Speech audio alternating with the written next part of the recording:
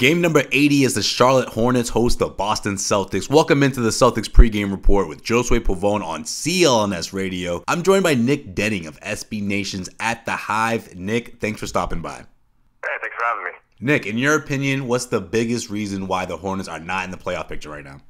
It's a stretch about in January, a little bit into February, where they lost Cody Zeller, and they just went on a really, really poor streak. They learned just how important he was to this team. Even if he's not putting up, statistically big numbers, he's just a very important piece to that starting lineup, and they just weren't able to replicate the things that he brings. Who are some of the players that have impressed you the most this year for the Hornets? Well, it's definitely Kemba Walker. I mean, he had a huge jump last season. I think we were all impressed with that, but I don't think many of us expected him to take just such another huge leap like he did. He's fully deserving of the All-Star nod that he got. I mean, I think if the Hornets were a little bit better, he'd probably be getting some NBA, All-NBA talk, but no, he's been fantastic. And I don't think they even get this close to making the playoffs without the type of play he's had this season. What do you think is the missing piece? Like, what kind of position player do you think the Hornets need to put them over the top and put them back into playoff contention? They could really use sort of a combo guard off the bench. I mean, I think of all the players they lost last season, I think Jeremy Lin was the biggest loss.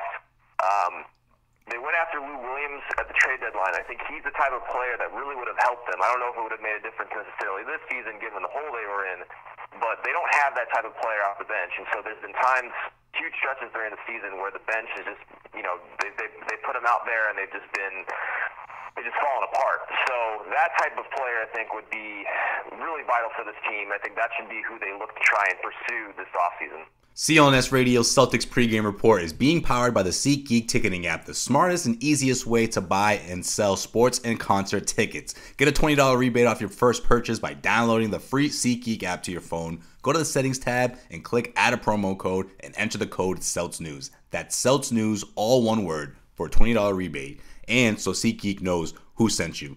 Nick, what do the Hornets need to do in order to beat the Celtics tonight? They need to avoid kind of having a third quarter collapse. They're specifically the last two games, they've either gone into halftime with a lead or down one, and have just had a really just poor defensive third quarter. They also need to prevent or do a little bit better at defending the three-point line. They're already last in the NBA in opponents made three-pointers per game. They give up 11.5 per game, but the last three they've given them 16.5 per game. So it's been pretty dreadful defending the three-point line. So if they can just improve those aspects a little bit, I mean, they might have a shot. That's funny you mentioned that, Nick, because the third quarter has been like the deciding factor for a lot of these Celtics games, especially in the last couple of games where the Celtics have they actually dropped back-to-back against the Cavaliers and just recently against the Hawks. So that's funny you mentioned the whole third quarter thing, because that coming out of halftime is essentially the most important for the Celtics. So I gotta say the same thing about the C's.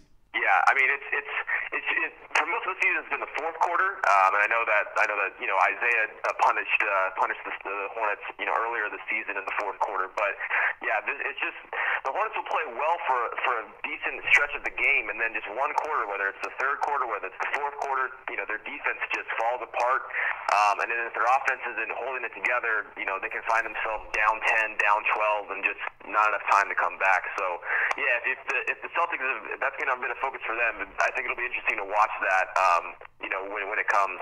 All right, well, with the playoffs just around the corner, who's your pick for MVP? I gotta ask. I gotta go with Russ. I mean, I know there's all sorts of. I mean, it's nice that there's a debate this year, but I mean, to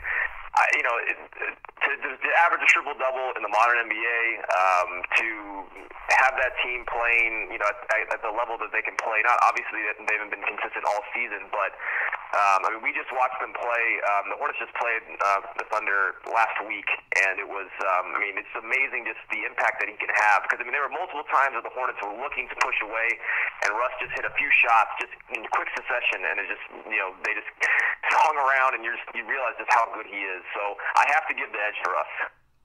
All right, Nick. Prediction time. Who wins tonight?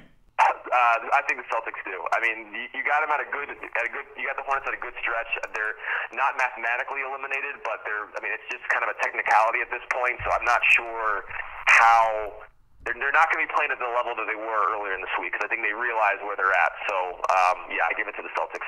All right, well, he is Nick Denning. You can check out his work on @thehive.com. That's @thehive.com. Also follow him on Twitter @Nick Denning. That is Denning with 2 N's. So check him out on Twitter.